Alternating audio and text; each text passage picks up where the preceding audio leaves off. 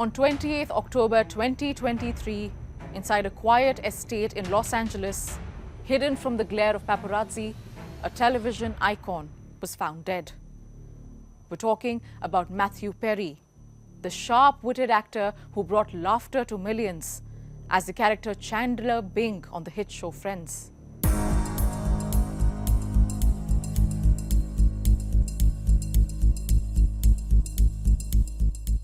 He was discovered face down at the deep end of his pool. No signs of struggle, no witnesses, just silence and questions.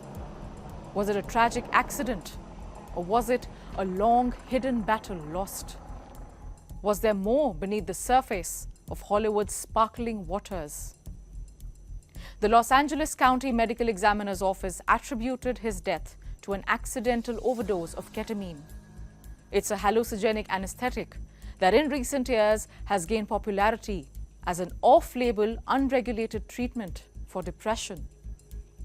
In his final months, Perry had been undergoing ketamine infusion therapy. It was an experimental treatment for his depression and anxiety. But things took a dark turn. Perry began taking unsupervised doses, spiraling into a dangerous dependence on the drug. A dependence that would ultimately cost him his life. Court documents reveal a chilling timeline. On the day he died, Perry's assistant Iwamasa injected him, not once, but twice. The first injection was at 8:30 in the morning. The second was at 12:45 in the afternoon. Less than an hour later, Perry asked Iwamasa to prepare the jacuzzi and to, quote, shoot him up with a big one, referring to yet another ketamine dose. Iwamasa complied. That third injection in just 6 hours would prove fatal. Shortly after, Iwamasa left to run errands. When he returned, he found his boss face down in the pool. It all started about a month before his death. That's when Iwamasa began injecting Perry with ketamine, after the actor was introduced to a man named Dr. Salvador Plasencia. Plasencia, it is alleged, was more than just a medical contact. He sold Perry both liquid ketamine and ketamine-infused lozenges. But he wasn't the only one.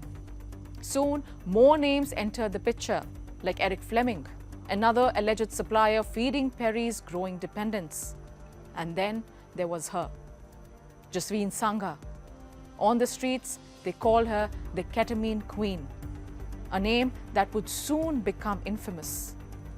She quickly emerged as a central figure in the investigation. On September 3rd, she entered a guilty plea to 5 federal charges.